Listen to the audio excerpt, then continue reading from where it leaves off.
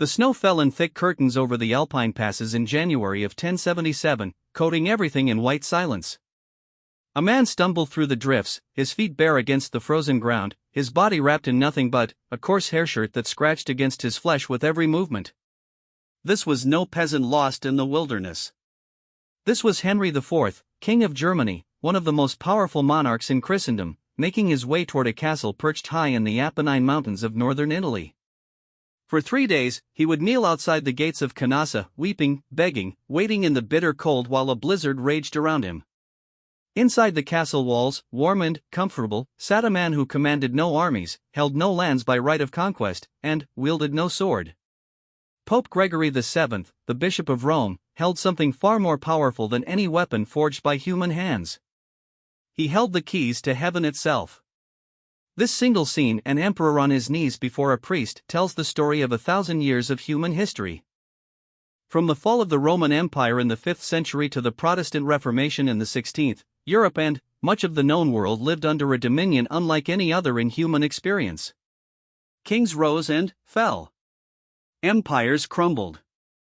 Plagues swept across continents. Yet through it all, one institution remained constant, growing ever more powerful with each passing century: the Catholic Church. This is the story of how an organization claiming to represent God on earth came to rule over the lives of hundreds of millions of people, dictating not just their spiritual beliefs but their marriages, their inheritances, their education, their laws, and even when and how they could be buried. This is the story of the medieval church, and why its millennium of dominance represents one of the most extraordinary concentrations of power in human history. When the last Western Roman emperor, a boy named Romulus Augustulus, was deposed in 476, the political structures that had governed Europe for centuries collapsed almost overnight. Roads fell into disrepair. Trade routes closed. Cities that had bustled with commerce became ghost towns haunted by the memories of former glory.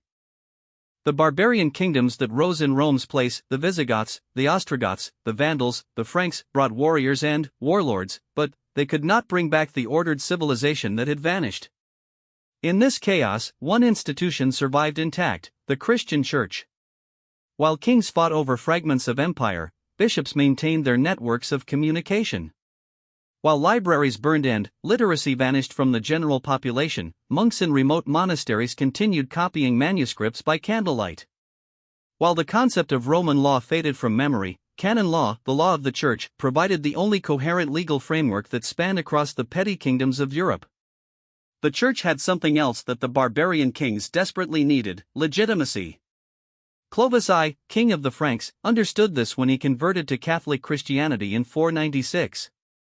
By accepting baptism, he transformed himself from a tribal chieftain into a Christian ruler, blessed by God and allied with the most sophisticated organization in Europe. His conversion was not merely spiritual, it was political genius. The bishops who presided over his baptism were the educated administrators who could help him govern.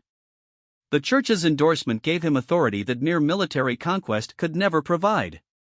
This pattern repeated itself across Europe. One by one, the barbarian kings knelt before bishops and accepted the waters of baptism, seeking the stamp of divine approval that would elevate them above their rival warlords. In exchange, they gave the Church land, wealth, and protection. By the 6th century, the Church had become the largest landowner in Europe, controlling an estimated 1/3 of all cultivated territory. But the Church's power was not measured merely in acres. In a world where literacy had become extraordinarily rare, where perhaps only 5% of the population could read or write, the clergy held a monopoly on knowledge itself. Every educated person was a churchman. Every school was attached to a cathedral or monastery. Every book that existed had been copied by monks laboring in scriptoriums, their quills scratching patiently across parchment for hours and days and years. The great monastery of Monte Cassino, founded by Benedict of Nursia around 529, became a model for centers of learning throughout Europe. Within its walls, monks followed the rule of Saint Benedict, dividing their days between prayer, labor, and study. They copied not just religious texts but also the works of classical antiquity: Aristotle, Plato, Virgil, Cicero, preserving knowledge that would otherwise have been lost forever. In Ireland, which had never been part of the Roman Empire and, thus escaped the worst of the chaos, monasteries became beacons of learning that drew scholars from across Europe. At Clonmacnoise, on the banks of the River Shannon, monks created illuminated manuscripts of breathtaking beauty while preserving texts in Latin, Greek, and Irish. Irish missionaries then traveled back to the continent, founding monasteries and schools that rekindled the flame of knowledge in lands that had fallen into darkness. This was the Church's first great gift to Europe, the preservation of civilization itself during centuries when it might otherwise have been extinguished entirely. But preservation was only the beginning. As the Church grew stronger, it began to shape civilization according to its own vision. Christmas Day, 800. In the ancient Basilica of St. Peter in Rome, a congregation had gathered for the most sacred celebration of the Christian calendar. Among them was Charles, King of the Franks, the most powerful ruler in Western Europe. His armies had conquered vast territories stretching from the Pyrenees to the Elbe, from the North Sea to the Mediterranean. He had defeated the Lombards in Italy, driven back the Muslims in Spain, and forcibly converted the pagan Saxons to Christianity through campaigns of extraordinary violence. As Charles rose from prayer before the altar, Pope Leo III stepped forward with a golden crown in his hands. The Pope placed the crown upon the king's head and proclaimed him Emperor of the Romans, while the congregation erupted in acclamations. According to Charles's biographer Einhard, the king was caught completely by surprise. He later claimed that had he known what Leo intended, he would never have entered the church that day. Whether this was genuine surprise or political theater, the coronation of Charlemagne, as Charles would become known to history, marked a turning point in the relationship between church and state. By crowning the emperor, Pope Leo had asserted an extraordinary claim, that the authority to create emperors belonged to the Bishop of Rome. The Pope had not merely blessed Charlemagne's power, he had symbolically granted it. And, what the Church could grant, the Church could presumably take away. Leo had his own reasons for this dramatic gesture. The previous year, he had been attacked by enemies in Rome who sought to depose him. His assailants had attempted to blind him and cut out his tongue, standard Byzantine methods for rendering a rival permanently unfit for office. Leo escaped and fled north to seek Charlemagne's protection. The king restored him to power in Rome and presided over an inquiry that cleared Leo of the charges against him. 2 days later came the coronation. The symbolism was unmistakable. The Pope owed his position to Charlemagne's military power, but, by crowning the emperor, Leo established a principle that would echo through the centuries, that even the mightiest king derived his authority from God, and that God's representative on earth was the Pope. This was the seed from which would grow centuries of conflict between spiritual and temporal powers, and from which the Church would derive its claims to supremacy over all earthly rulers. Charlemagne's empire did not long survive his death in 814. His grandsons divided his territories among themselves, and the unified Frankish state fragmented into what would eventually become France, Germany, and Italy. But the Church endured, growing stronger even as political structures weakened.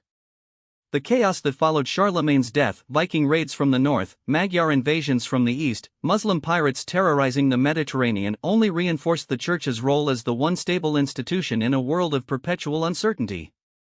By the turn of the first millennium, around the year 1000, European society had reorganized itself around the Church in ways that would have been unimaginable to the Romans.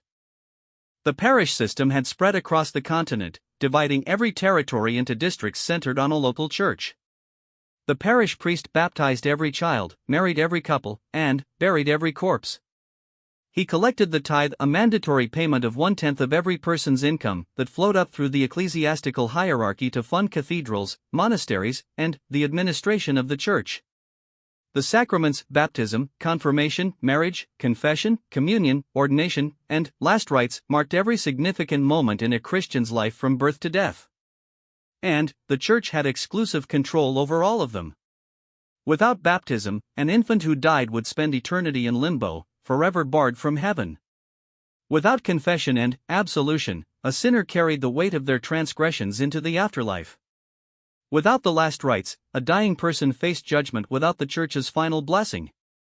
Without a church wedding, a marriage was not legitimate and any children would be bastards, unable to inherit.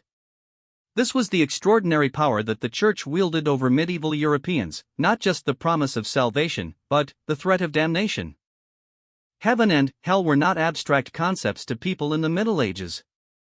They were viscerally real destinations, more certain than any earthly location, waiting at the end of every human life. The Church held the keys to both. November 27, 1095. Pope Urban II stood before a vast assembly in a field outside the French city of Clermont. The council he had convened to address matters of church reform had concluded its official business, but Urban had one more announcement to make, one that would reshape the world. He spoke of Christians suffering in the East, where the Seljuk Turks had conquered territories once held by the Byzantine Empire. He spoke of Jerusalem, the holy city where Christ had walked and died and risen again, now in Muslim hands. He spoke of the duty that every Christian knight owed to God and to their brothers in faith. The exact words Urban spoke that day have been lost, filtered through multiple chroniclers who wrote their accounts years after the event. But all the sources agree on the crowd's response. As Urban finished speaking, a roar went up from thousands of throats: Deus vult! God wills it! Knights tore strips from their clothing to fashion crosses, which they sewed onto their garments as symbols of their commitment to march east and liberate the Holy Land. The First Crusade had begun. Within months, between 60,000 and 100,000 people had taken the cross, from the highest nobility to the poorest peasants. They represented an enormous cross-section of medieval society, second sons with no inheritance to claim, seeking fortune in the East, sincere believers who saw the crusade as a pilgrimage that would cleanse them of sin, debtors escaping their creditors, criminals fleeing justice, adventurers hungry for glory. They were joined by their wives and children, by camp followers and merchants, by priests and monks who would minister to the army's spiritual needs. What Urban had unleashed was more than a military expedition. It was a demonstration of papal power on a scale never before witnessed. With a single speech, the Pope had mobilized an international army and directed it toward a goal of his choosing. No king could have done this. No emperor could have commanded such universal obedience. Only the Pope, speaking with the authority of God, could call Christian Europe to arms in this way. The promise Urban offered was irresistible: a plenary indulgence, meaning complete forgiveness of all sins, for everyone who took the cross and died in the Holy Land or lived to see Jerusalem liberated. In an age when people lived in constant fear of hell, when they spent fortunes building churches and endowing monasteries to improve their chances in the afterlife, this was an offer of infinite value. The crusader who died in battle against the infidel would go straight to heaven, bypassing purgatory entirely. The First Crusade achieved its objective. In July 1099, the Crusaders breached the walls of Jerusalem and massacred the city's Muslim and Jewish inhabitants in an orgy of religious violence. They established the Kingdom of Jerusalem and a string of Crusader states along the eastern Mediterranean coast. For nearly 2 centuries, these outposts of Christendom would endure, defended by military religious orders like the Knights Templar and the Knights Hospitaller, warrior monks who combined the ideals of chivalry and monasticism into a new and fearsome form. But the Crusades were more than just the wars fought in the Holy Land. The same crusading spirit and papal authority were turned against enemies closer to home. When the Cathar heresy spread through southern France in the 12th and 13th centuries, Pope Innocent III proclaimed a crusade against these Christian heretics. The Albigensian Crusade devastated the region, destroying entire communities and establishing the Inquisition as a permanent institution for rooting out heresy. In Spain and Portugal, the Reconquista against the Moors was infused with crusading zeal. In the Baltic, crusades against the pagan Prussians and Lithuanians expanded Christendom eastward. Wherever the Church identified enemies, it could mobilize the faithful to destroy them and reward the destroyers with spiritual benefits that made the violence seem not merely justified but holy. Which brings us back to Canossa, to January 1077, and to Henry IV kneeling in the snow. The conflict between Henry and Pope Gregory VII had been building for years. Gregory, who had taken the papal throne in 1073, was a reformer determined to free the Church from the control of secular rulers.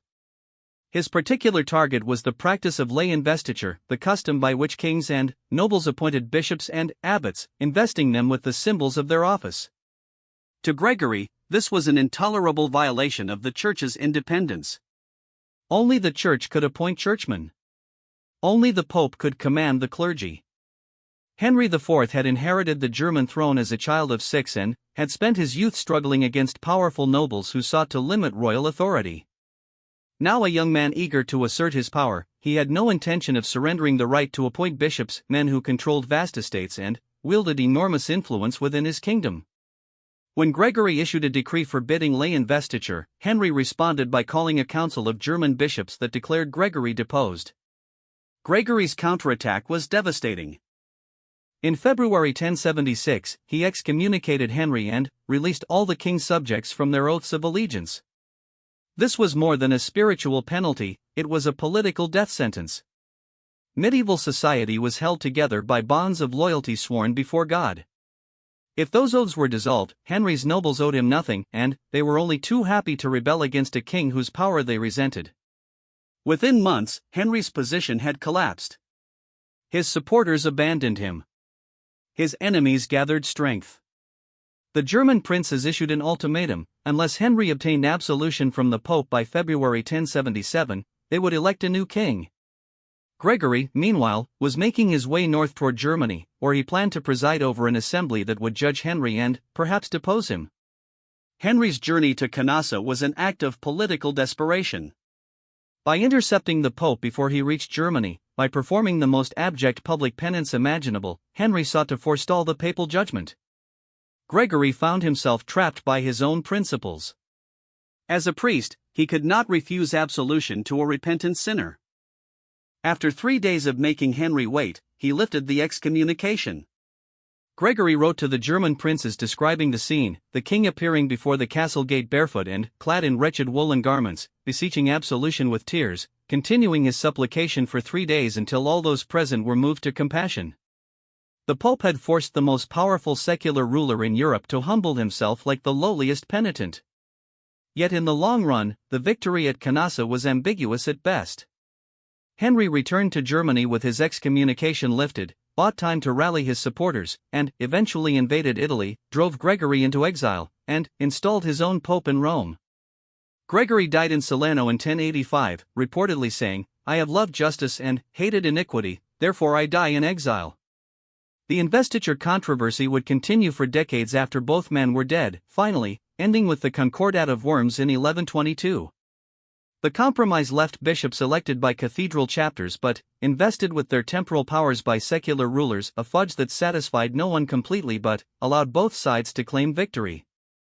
What Canossa demonstrated was not the permanent supremacy of pope over emperor but rather the terms on which their struggle would be fought. The papacy had claimed the right to depose monarchs, to release subjects from their oaths, to make and unmake kings. Whether any particular pope could make good on those claims depended on circumstances and power politics. But the claims themselves, the assertion that spiritual authority trumped temporal power, would shape European history for centuries to come. A century after Canossa, another pope forced another king to his knees. But, this time, the humiliation would be even more complete. Innocent III, who reigned from 1198 to 1216, was perhaps the most powerful pope in history. A brilliant canon lawyer who had been elected at the age of 37, Innocent held an exalted view of papal authority. The Pope, he declared, was less than God but greater than man, the vicar of Christ on earth, supreme over all earthly rulers. In 1205, the Archbishop of Canterbury died, and the monks of Canterbury Cathedral elected a new archbishop. King John of England, however, wanted his own candidate for the post. The dispute made its way to Rome, where Innocent rejected both the monk's choice and the king's, and instead appointed his own man, Stephen Langton, an English cardinal and theologian who had been teaching in Paris. John was furious. He refused to allow Langton into England and seized the Canterbury estates. Innocent responded by placing England under interdict in March 1208. An interdict was the most devastating weapon in the papal arsenal short of excommunication. It meant that nearly all church services in the affected territory ceased. No masses could be celebrated. No marriages could be performed in church. The dead could not be buried in consecrated ground. The church bells that marked the rhythm of daily life fell silent. For a population that depended on the church for every significant moment of their lives, this was spiritual terrorism. John responded with defiance. He confiscated church properties and persecuted clergy who refused to conduct services. When Innocent excommunicated him in 1209, John merely intensified his campaign against the church, seizing monasteries and arresting the mistresses that many priests illicitly kept, releasing them only after the payment of fines. For 6 years, England endured the interdict. Babies were baptized in private, with the church doors shut. The dying received confession, but their bodies could not be buried in churchyards. Marriages were performed outside church walls. The sacramental life that defined medieval Christianity ground nearly to a halt. Finally, in 1213, Innocent played his trump card. He declared John deposed and authorized King Philip II of France to invade England and seize the throne. Philip, who had been fighting John for years over territories in France, was delighted to receive papal sanction for conquest. Faced with rebellion at home and invasion from abroad, John capitulated completely. In a ceremony at the Temple Church near Dover on May 15, 1213, he surrendered his crown to the papal legate and received it back as a vassal of the Pope. England and Ireland became fiefs of the Holy See, and John agreed to pay an annual tribute of 1,000 marks to Rome. The interdict was lifted on July 2, 1214. After more than 6 years, the church bells rang again across England. But the damage to John's authority was permanent. Less than a year later, his rebellious barons forced him to seal the Magna Carta, the great charter that established limits on royal power. Innocent condemned the charter and excommunicated the barons who had forced it on John, but he could not undo the precedent it set. The confrontation between Innocent and John illustrated both the tremendous power of the medieval papacy and its limits. Innocent had humbled a king more thoroughly than Gregory VII had humbled Henry IV. He had brought an entire nation to its knees.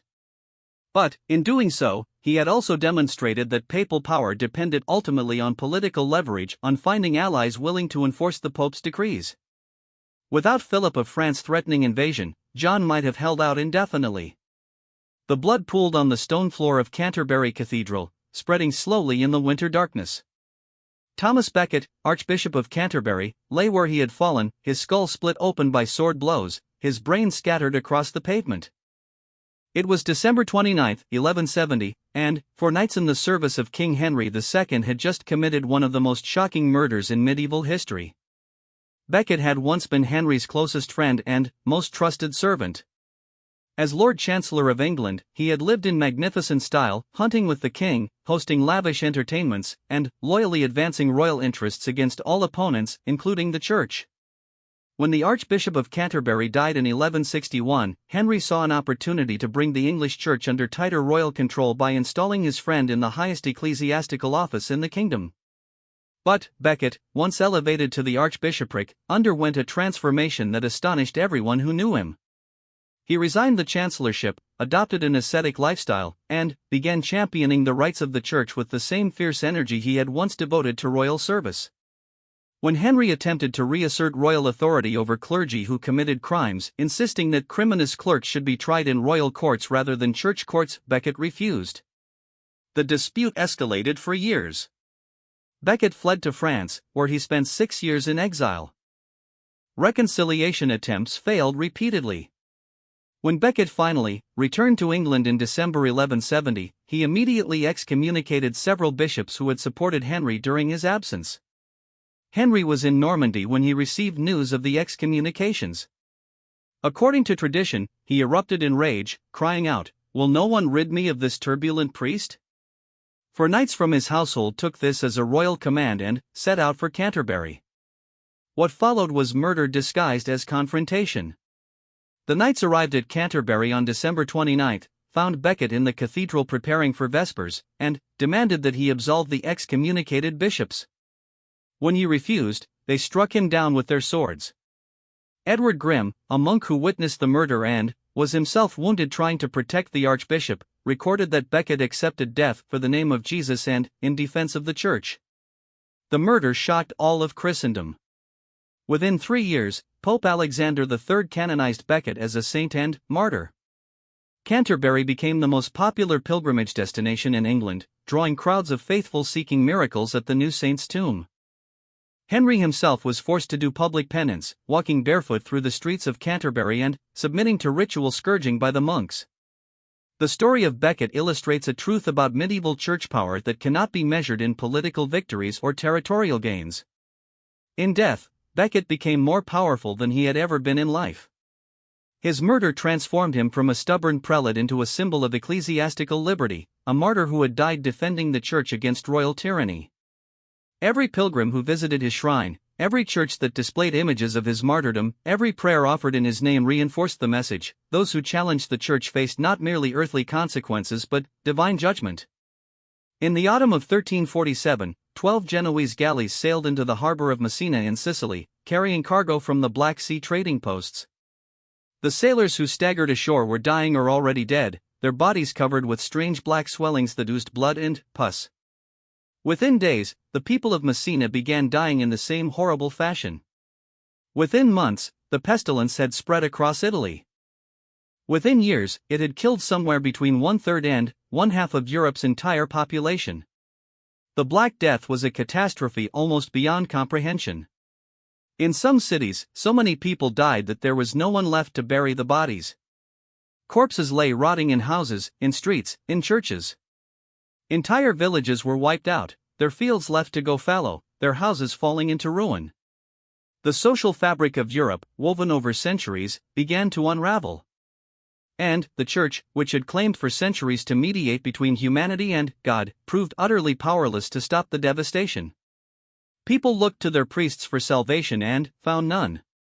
The clergy died at the same rates as everyone else, sometimes higher, since they were called upon to minister to the sick and dying and thus exposed themselves to greater risk. In many parishes, the priest was the first to die, leaving his flock without spiritual guidance in their hour of greatest need. The official explanation offered by the Church, that the plague was divine punishment for humanity's sins, only deepened the despair. If God was striking down the faithful alongside the wicked, if prayer and penance provided no protection, what hope remained? The Pope himself, Clement VI, sat between two great fires in his palace at Avignon, hoping the flames would purify the air and ward off the disease. He survived, but his authority had been diminished in ways that would take generations to fully manifest. In response to the plague, new and troubling religious movements emerged. The flagellants appeared first in Austria and Hungary in 1348, spreading rapidly into Germany and the Low Countries. These were bands of laypeople, not clergy, who marched from town to town, publicly whipping themselves until blood flowed, believing that this self-inflicted suffering would appease God's wrath and end the plague. The flagellants operated outside church authority. They claimed that their movement had been sanctioned by a letter delivered by an angel, and that the blood they shed was mingled with the blood of Christ himself. They wore distinctive white robes and conducted their rituals according to their own rules, ignoring the local clergy. Their processions drew enormous crowds, and their message, that the official church had failed, that individual penance could accomplish what priestly intercession could not, found ready audiences among people who had watched their priests die alongside everyone else. Even more troubling, the flagellants became associated with violent persecution of Jews. Medieval anti-Semitism had deep roots, but the plague intensified it to murderous levels. Rumors spread that Jews had caused the pestilence by poisoning wells. In 1348 and 1349, massacres swept through Jewish communities across Europe, from Languedoc and Catalonia to Germany and the Low Countries. In some cities, entire Jewish populations were burned alive. Pope Clement VI issued bulls condemning these persecutions, pointing out that Jews were dying from the plague at the same rates as Christians and, therefore, could not possibly be responsible for it. But his words had little effect against the tide of popular violence. In October 1349, Clement condemned the flagellant movement itself as heretical and disruptive, banning their processions. The movement collapsed almost as quickly as it had risen. Yet something had been lost that could not easily be recovered. The plague had revealed the limits of church power in the starkest possible terms. All the prayers, all the masses, all the relics and holy water and blessed candles had done nothing to stop the dying. God's judgment, if that was what the plague represented, fell equally on the faithful and the faithless. The church remained powerful, but its aura of invincibility had been cracked. In the German university town of Wittenberg, on October 31, 1517, an Augustinian friar named Martin Luther did something that professors often do: he proposed a set of academic arguments for scholarly debate. There were 95 of them, concerning the theory and practice of indulgences, certificates that promised to reduce a sinner's time in purgatory in exchange for acts of piety or, increasingly, cash payments. Luther's 95 theses were written in Latin, addressed to his fellow theologians, and intended to spark discussion about what he saw as abuses in the indulgence system. According to tradition, he nailed them to the door of the castle church in Wittenberg, the church doors serving as the bulletin boards of his time. He had no intention of breaking with the church. He was calling for reform, not revolution. But the invention of the printing press, just decades earlier, had changed everything. Within weeks, Luther's theses had been translated into German and printed on presses across Germany. Within months, they were being read across Europe. What Luther intended as an academic exercise became a public sensation. The immediate spark was a particular indulgence being sold across Germany by the Dominican friar Johann Tetzel. The proceeds were meant to finance the construction of the new St. Peter's Basilica in Rome, but, by secret agreement, half the money was going to pay the debts of the Archbishop of Mainz. Tetzel's sales pitch was aggressive and theologically dubious: as soon as the coin in the coffer rings, the soul from purgatory springs. Luther's objections struck a chord because they articulated frustrations that millions of people shared. The church had grown wealthy and corrupt. The clergy too often lived lives of luxury while their flocks struggled in poverty. The papacy seemed more interested in politics and money than in the salvation of souls. The entire system of indulgences, which had begun centuries earlier as a way of recognizing genuine penance but had evolved into a crude financial transaction, seemed to mock the suffering of Christ. Pope Leo X dismissed Luther initially as a drunken German who will think differently when he is sober. But the movement Luther had inadvertently sparked would not be so easily dismissed. Within 4 years, Luther had been excommunicated, had publicly burned the papal bull that condemned him, had appeared before the Holy Roman Emperor Charles V and refused to recant his views, and had translated the New Testament into German so that ordinary people could read Scripture in their own language. What made Luther's revolt different from earlier reform movements was timing and technology. Previous reformers, John Wycliffe in 14th century England, Jan Hus in 15th century Bohemia, had raised similar objections and been suppressed. But Luther emerged at a moment when the printing press could spread his ideas faster than any authority could contain them, when German princes were eager to challenge both papal and imperial power, and when popular discontent with the church had reached a critical mass. Within a generation, Northern Europe had fractured along religious lines. Protestant churches emerged in Germany, Scandinavia, the Netherlands, Switzerland, and, eventually, England. The religious unity that had characterized Western Christendom for 1,000 years was shattered beyond repair. The wars that followed would devastate Europe for more than a century, climaxing in the 30 Years' War of 1618 to 1648, which killed perhaps 8 million people.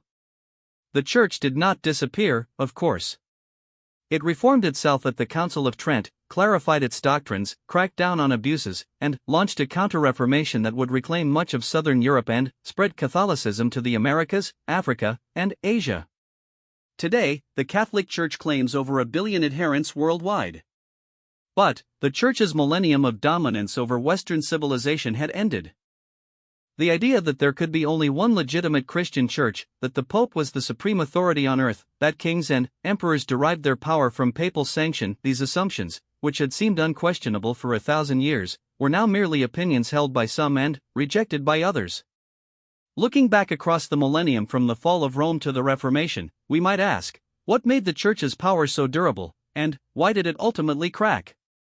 The Church's greatest source of strength was also its greatest vulnerability: the claim to control access to eternal salvation. As long as people believed, truly, viscerally believed, that heaven and hell were real destinations waiting at the end of life, and that the Church held the keys to both, no earthly power could ultimately challenge it. Kings might rage, armies might march, but every monarch knew that he would someday face divine judgment, and that the Church's intercession might make the difference between paradise and torment. This belief gave the Church leverage that no merely political institution could match. When Gregory VII excommunicated Henry IV, he was not simply cutting the king off from religious services, he was threatening him with eternal damnation and releasing his subjects from oaths sworn before God. When Innocent III placed England under interdict, he was not merely inconveniencing King John, he was telling the English people that their souls were in mortal peril because of their king's stubbornness. The Church also wielded practical power that reinforced its spiritual authority. It controlled education and literacy. It administered the law in matters of marriage, inheritance, and morality. It provided the only social services that existed: hospitals, almshouses, care for the poor and the sick. It offered careers to talented men regardless of their birth, allowing peasant sons to rise to positions of enormous influence if they entered the clergy. It was, in many ways, the only functioning international organization in medieval Europe, with a hierarchical structure that spanned from the villages of Ireland to the outposts of the Holy Land. But, the very comprehensiveness of the Church's claims made it vulnerable to disillusionment. When the Black Death struck, people asked why the Church could not protect them. When they saw corrupt priests living in luxury while preaching poverty, they asked why they should obey. When they learned that indulgence money was paying for a pope's building project rather than securing their salvation, they asked whether the entire system was a fraud. The printing press made it possible for these questions to spread faster than the Church could answer them. The rise of powerful nation-states gave secular rulers the means to defy papal authority. The recovery of ancient Greek and Roman texts during the Renaissance reminded scholars that there had been other civilizations, other values, other ways of understanding the world. And Luther's insistence that every Christian could approach God directly, without priestly mediation, struck at the very foundation of church power. What ended in the 16th century was not religion itself but the monopoly that one institution had held over religious truth for 1,000 years. That monopoly had been sustained by a remarkable combination of factors: the collapse of secular authority at the end of antiquity, the preservation of knowledge in monasteries, the development of theological and legal systems that made the Church indispensable, the crusading spirit that gave the papacy military as well as spiritual power, and, above all, the unquestioned belief in heaven, hell, and the Church's role in determining every soul's ultimate fate. We look back now at the medieval Church and see an institution that was often corrupt, frequently violent, and sometimes monstrous in its treatment of heretics, Jews, and other outsiders. These criticisms are valid. But we should also recognize what the Church accomplished: the preservation of civilization during centuries of chaos, the building of cathedrals that still inspire awe, the creation of universities that laid the foundation for modern science and scholarship, the development of legal and philosophical traditions that shaped Western thought.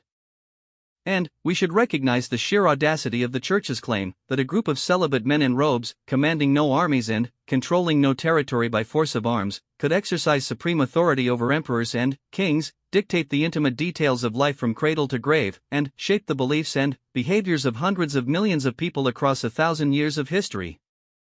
Henry IV knelt in the snow at Canossa because everyone believed, that Pope Gregory VII held power that no earthly force could match. That belief created its own reality. And, when that belief finally broke, in the crucible of the Reformation, an entire world broke with it. The millennium of church dominance was not, in the end, sustained by swords or gold or political cunning, though all of these played their part. It was sustained by faith that the Church spoke with God's voice, that its sacraments were necessary for salvation, that its judgments reflected divine truth. For 1,000 years, that faith held. And then, in a few short decades, it didn't. That is perhaps the most remarkable thing about this extraordinary chapter of human history, that the greatest power ever exercised over Western civilization was, in the final analysis, the power of an idea, the idea that one institution, and one alone, stood between humanity and God. When that idea was challenged and found wanting, the 1,000-year kingdom of the Church crumbled like the walls of Jericho. The men who built that kingdom and maintained it were human beings, flawed, complicated, sometimes saintly and sometimes vicious. But the power they wielded transcended their individual limitations. It was the power of a story that everyone believed, a story about what happened after death and how to prepare for it. In that sense, perhaps the Church's millennium of dominance was the greatest demonstration in history of what human beings can accomplish when they share a common faith. And perhaps it was also a demonstration of how quickly such accomplishments can unravel when that faith is shaken.